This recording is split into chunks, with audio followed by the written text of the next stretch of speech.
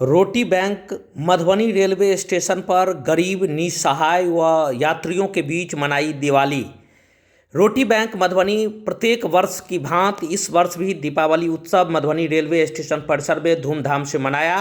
राहियों, बटोहियों, निसहाय, गरीब, दिव्यांग एवं पिछड़े पंक्ति में खड़े बच्चों के साथ देर शाम तक हर्षोल्लास पूर्वक दीपावली मनाई गई।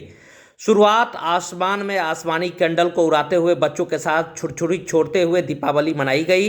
इस अवसर पर मृत्युंजय मिश्र, विष्णु कुमार, शुभम कुमार, सुमन सिंह, ओम कुमार, कुंदन गुप्ता एवं विकास झा ने सभी को भोजन कराया एवं बाद में मिठाई बांटकर सभी को मुंह मीठा कराया।